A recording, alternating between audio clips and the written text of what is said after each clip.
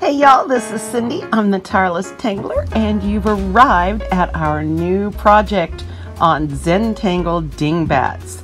I hope you have brought up your pen and something to draw on today, because we are going to get right into it. We are talking about this book, Zentangle Dingbatz by CZT Brian Crimmins. And I apologize to Brian for getting his name spelled wrong on our book review yesterday. Very sorry. It was late when I got that done. So, without further goings on here, we are going to move on into it. Now, this week we are going to be focusing on some envelopes. But before we get into doing those, I wanted to spend a couple of minutes today talking about some of the design basics in Brian's book for designing dingbats. Now, if you were here for the book review, then you heard what the definition of dingbats is. Dingbats is a term, or dingbat is a term from typography, printing, for the little ornamental sections that can divide pages or chapters or, you know, whatever. So in Zentangle, we have put our own little flair on that, and Brian has certainly taken that to another level. So let's get into the book and talk about some of the things that are going to be important in considering drawing your dingbats. Okay? So the first thing to consider is going to be what surface that you're drawing on. If it's an envelope, is that a smooth envelope? Is it white or is it colored? Is it nice cardstock paper, or is it something flimsier? It just really depends. Now, you can do this on envelopes of any kind or shape. You can do this on your bills if you really feel whimsical and you want to surprise somebody at the power company. Make them happy. But what I see the biggest draw for this project is in, especially with the holidays coming up, decorating our gift cards or other things that we're sending people through snail mail. And if you have Brian's book, you will have seen, or if you will check out my video review on that book, you will see some of the really cool opportunities he has for exploration in there. So we are going to be exploring the envelope part of that this week. However, no matter what format we're using for dingbats, there are a few things that are similar across the board. So the surface that you're drawing on and how that's divided is going to be one of those things. The next thing is going to be the purpose behind it. Are you going to be using the dingbats to decorate? Are you going to be using them to sort of showcase a word or something like that, such as in this example here? Or are you going to be using it to divide the space and putting a design in like that? Okay, so that's one thing. You also want to consider where on your surface you're going to be putting your design. Now, in an envelope form, you'll have to forgive me, I sort of origami folded this baby so that we could talk about it. But Brian specifically talks about the sections on the back of an envelope, that there are 4 sections here. They're divided into triangles, but he emphasizes that just because the paper, your surface is divided that way, does not mean that your dingbats have to look that way.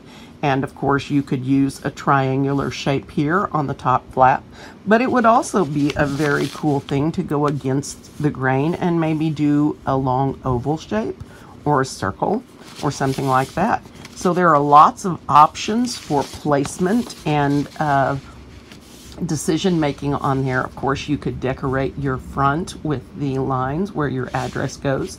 You could make a little frame around your return address. I mean, there are lots and lots of different things you could do with envelopes. So the next thing is going to be deciding on what shape your frame is going to be. Any of your basic geometric shapes are going to work for these. That's no problem.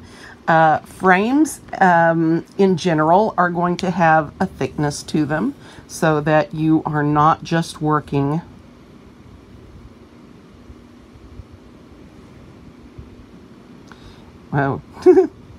so that you are not just working in a regular shape, but that you've got to add an aura, preferably as wonky as the inside. Now, I was maybe not like this, but I was very relieved to see Brian say in the book that you know, if you're going to use a ruler, that's a very rigid, non-personal effect. But if you're going to use, you know, if you use your own flawed lines, that it's much more personable. So that's a good thing for me, isn't it? All right. So you can put your auras either on the outside of your shape or on the inside. And he, in his examples, talks about variable line weight here, in that there are some gaps as you draw your shape around. And of course, I've got wiggles and gaps here, so that's I'm right on track, aren't I? Okay. So with it, once you have decided on your frame shapes, and they can be, again, any of your oval shapes or any of your geometric shapes, then you want to decide what your purpose for this dingbat is. If you're on an envelope, then chances are it's decorative. But if you are, for example, making a nice long rectangular frame, and you want to put your address name in there, or their name and then the address underneath it, you can certainly do that. I can't do this. I am really having problems. I need to tile down here, get smaller. Now, the other thing Brian recommends is practicing these on tiles. If you have, not opus, if you have bijou tiles, those are nice because they help you to get your shapes, you know, pretty standard. Now, one other thing I wanted to mention, and when Brian draws his designs with the frames, he tends to draw the frames first and then draw the designs on the inside. I don't know if I can do this.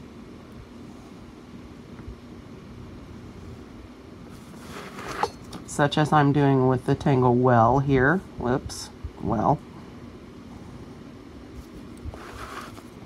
And then you can do whatever you want in your divisions, right? So you can make your frames any shape.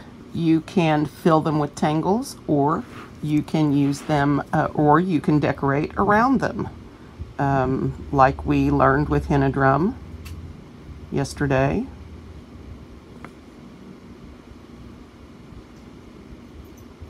And I forgot to tell you guys that I really have a better way of drawing that. I don't know what happened to my brain yesterday. It's 102 degrees today in Oklahoma City. So my brain is officially fried.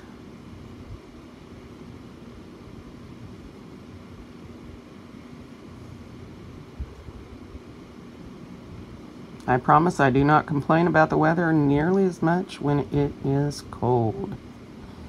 You know, everybody has a different thing with that. Anyway, so you get my point. You can do this inside or outside or both. One thing that I really loved that Maria Thomas did in her Dingbatz video was to use a pencil to sort of draw your initial outline. Her Dingbatz that she showed in the first Dingbatz video, if you will. And that really started a phenomenon. And if you use a pencil here, you can use the framework and draw outside of it with your tangle, and then add your frame in behind. Let's see, we've seen Muka used for division, so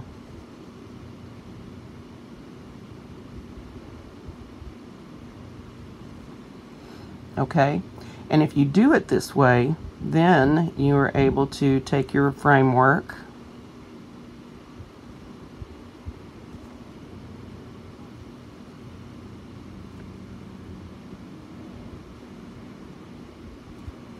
and you can either go outside,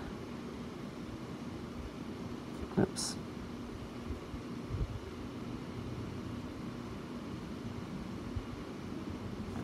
like this, or you can do it on the inside.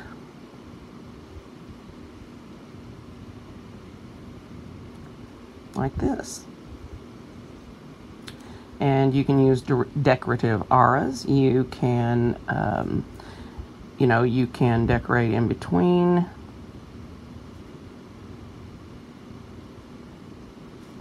Now, there are a lot of little tiny things you can do embellishment-wise, or as Brian says in his book, Zenbellishments, and I really like that term. You could perk this, if you will, or orbit, or tipple it. You know, you can add little, I don't know, you can do what Maria Thomas did and add line weight, which is something I really love. And we are going to explore Muka here a little bit more in a minute. Muka makes these Muka tendrils, make a great division, if you like, across your dingbats. And you can draw the Muka behind the frame, or you can draw it in front. It doesn't matter, it's gonna work either way. Okay, so what I want us to do today is I want you to think of an envelope that you would like to use for your project, and then I would like you to either take a tile, or it could be a bijou tile, it could be a regular Zentangle tile, and I want you to think about a design that you can put in a tile that would be small and work for your envelope. Something maybe that you would like to practice for your envelope. And I think that for my envelope, I'm going to want to use some triangles. So I think what I'm going to do is divide this tile diagonally. Let me zoom out a little bit. I'm going to divide this tile. Actually, I'm going to put my dots in, my corner dots. And then I'm going to draw in my border.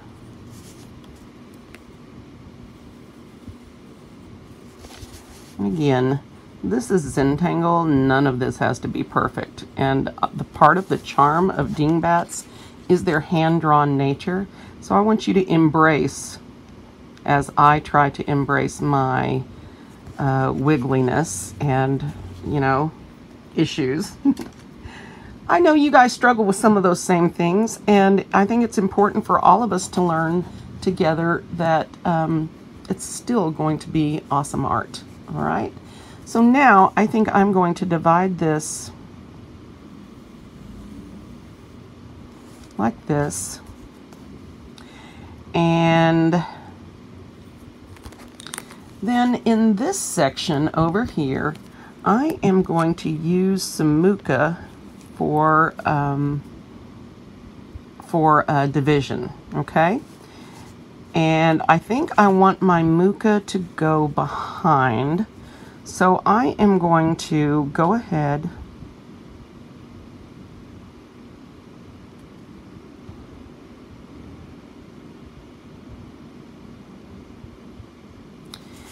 now. Don't be afraid to leave little gaps. Brian talks about in his book that is really a beautiful way of accentuating the hand-drawn nature.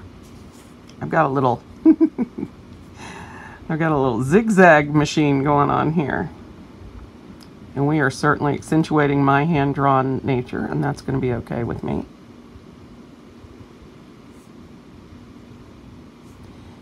And one thing you can do is as you touch down on your paper, keep your stroke light and then heavier.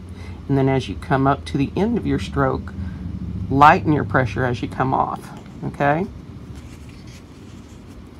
Now, I'm going to put my next aura on the inside. I'm going to go ahead and leave these kind of pointy, as I'm going to use some line weight here in a minute.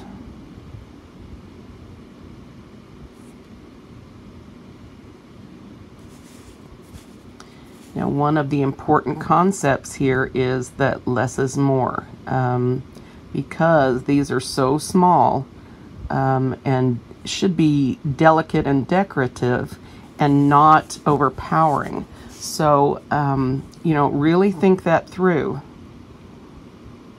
I think Brian mentions in his book about, regarding the less is more thing, that it tends to be a little overwhelming when you decorate it really densely, if you will. That doesn't mean your tangles can't be dense, but the number of them, you want to keep fewer tangles. All right, now for my muka strands, to divide this, let me move this. So we've got a blank surface back here. All right, so I am going to, let's see, I think I'm going to cross my muka, and I'm going to put 2 in here, and I think I'm going to have 1 come here and go behind here and come out here, and 1 come across here, and we should have 4 sections then, maybe. We'll see. So I usually start my muka, because of my shaking, up around the rounded area.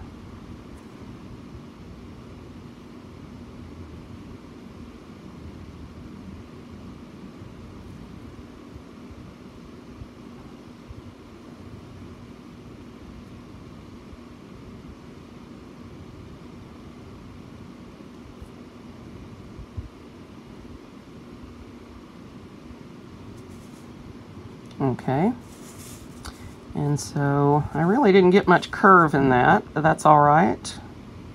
We'll try this. Maybe this just wasn't meant to be curved.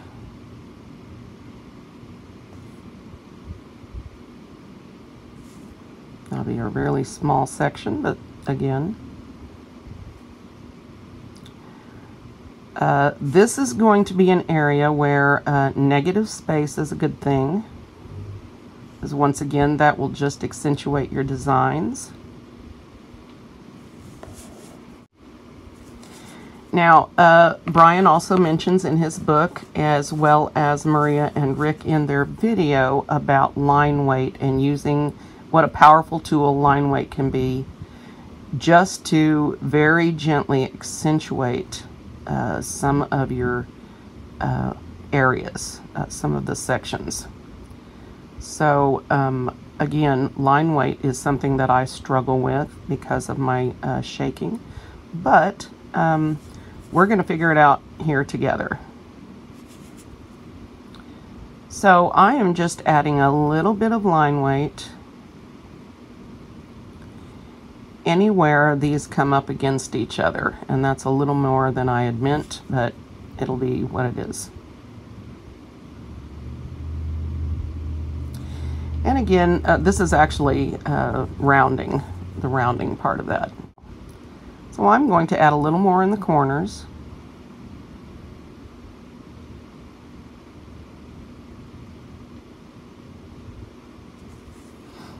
And let's see, I think I'll do these.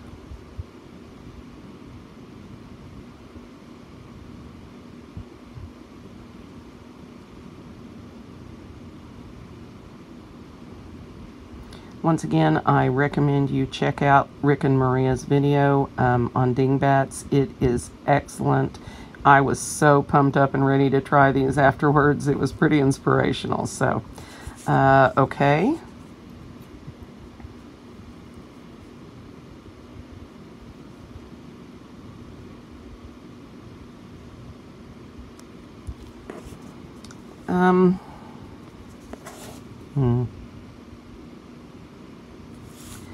Well, when I do my dingbats further, I probably will go very gently with the line weight and rounding, simply because I get so out of control with it, and these are such delicate things that I really don't want a big lump of ink anywhere. So you guys know what you are comfortable with, and my suggestion is, at least initially, stay in your comfort zone with these. If something is new to you, maybe wait and experiment with that when you get a little more comfortable with your dingbats. For better or worse, this is my division, okay? Now at this point, I can decide several ways to do this. I can fill all of these sections with tangles, okay? This one's a little small for that, so I'm probably going to leave that out. I can fill one section, or I can fill these two sections, or, you know, whatever you want. I think I'm going to put some of Rick's Flux in here.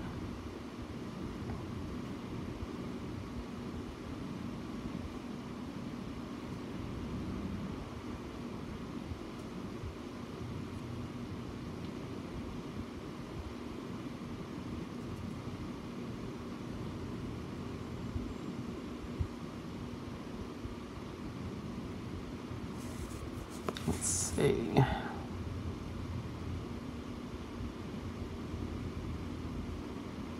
Relax. People are going to be so thrilled that their envelopes are decorated. They are not going to worry about any mistakes that you've got. And that is a message for me, myself, and I.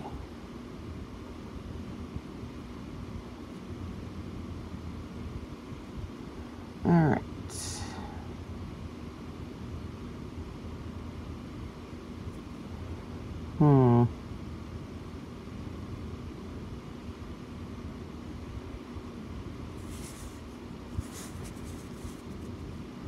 And you know, as picky as I'm being with this is still kind of cool.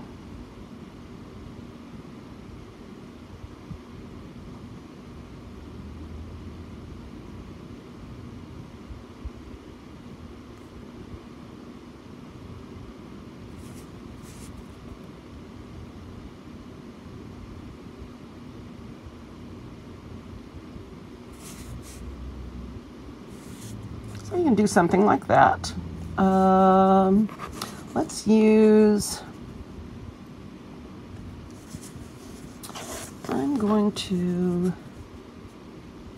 let's use anti-dots over here. I meant to use that earlier.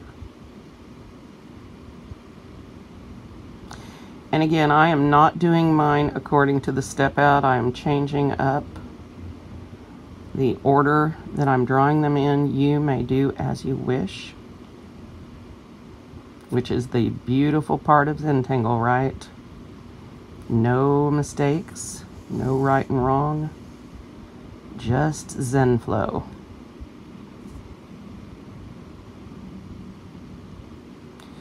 Now this is a good example of what Brian means when he says, you know, in the book he talks about try making your tangles larger. Because we're working in small areas, you know, the tangles don't have to be tiny. You know, you can make your little teardrop shapes as large or as small as you like. But when your elements are a little bit larger, the completed project doesn't look quite so busy. You're able to focus in on the individual components as opposed to the big mass of a whole, if that makes sense.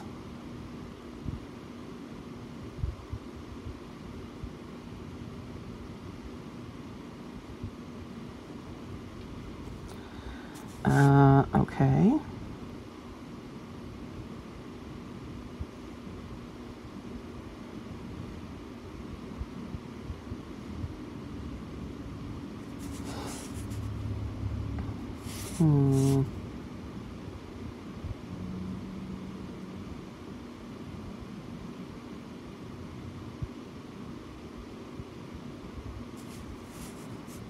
Okay, so we're going to put some orbs in here, or at least I am.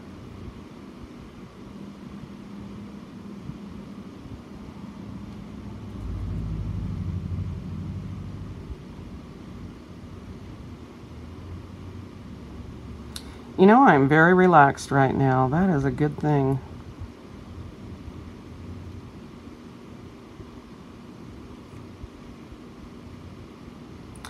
I think our morning sessions are helping me, actually.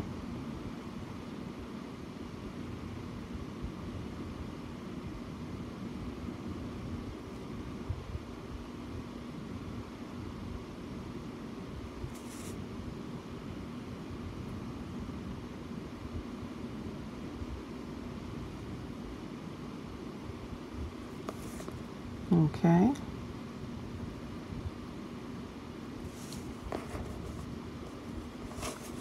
So there are two of my sections. Now look at that. Isn't that cool? Even with the shaking and the mistakes and the messy line weight, all of the problems that I see in this, when you back up off of it, it's going to be very cool once we get the shading added in, right? So don't give up on your designs. Finish them up. Don't throw away your envelopes or whatever else. Finish them up. Now, if you want to go and get a couple of envelopes for starting our design process tomorrow, you can. If you would just like to work on paper, that's fine too. All right. Do I want something here? Ooh, I know what we can do here. Let's do some henna drum in here.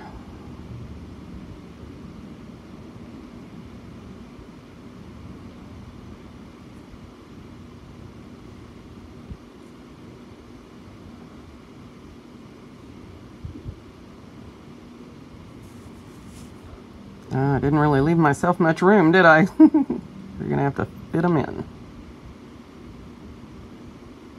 Yeah, this is an opportunity to work smaller, isn't it? Now, yesterday when I showed you this step out for henna drum, I had completely forgotten that I had sort of modified the way that I did this. And by putting the spokes in first, I find that I am able to reach a much more uniform pattern with what I'm doing.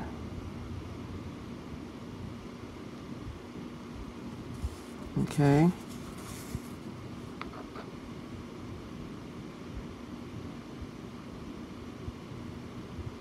And so I really like that, and I wish I had thought of it at the right time yesterday.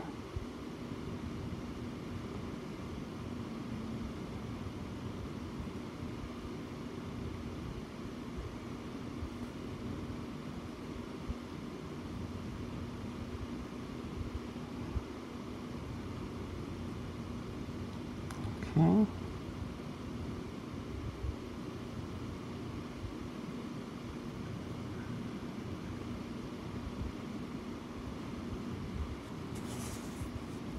So something like this, and just place them where they're convenient and you have sort of enough room.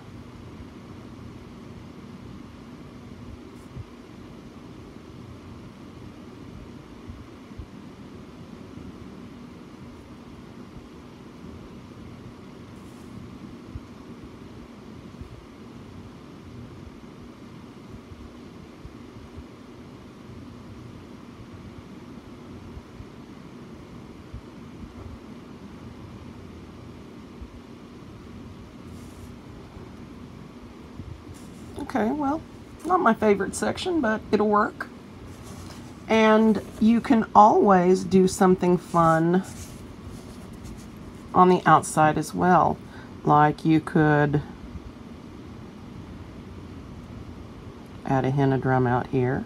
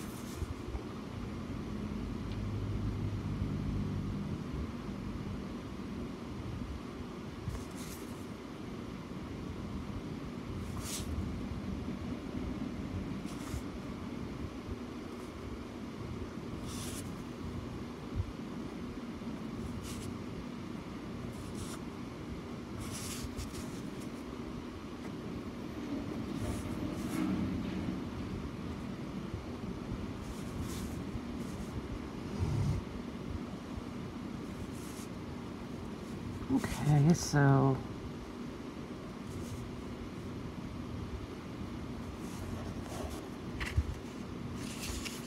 all right, let's zoom out.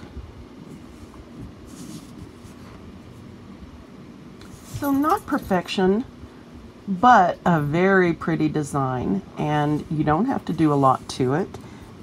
It's great for an envelope back or front.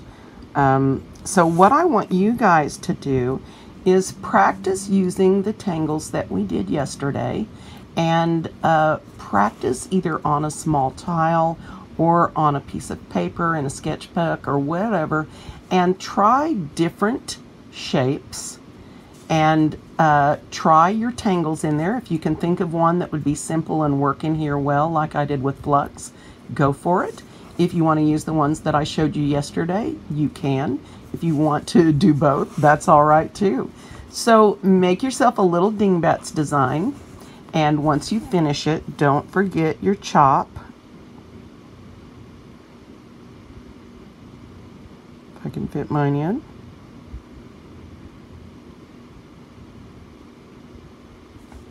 There you go. All right, I'm kind of pumped up. And even though my border wiggles, I kind of like the effect that gives. It certainly makes it look more hand-drawn, doesn't it? All right. Okay, you guys, I want to see what you come up with. I hope if you are in the Dynamic Dingbatz group, you will post some of your Dingbatz trials in there. And let's keep talking. And tomorrow we are going to get out some envelopes and put some things on them. Okay? Thank you so much for your time today. Thank you for watching. Grab Brian's book from Amazon. You can find a link in the description, in this video description, so that you can find his book easily on Amazon. Definitely worth it. It is on sale right now, by the way. So go snatch you a copy up. And I will see you guys tomorrow with some more Dynamic Dingbatz.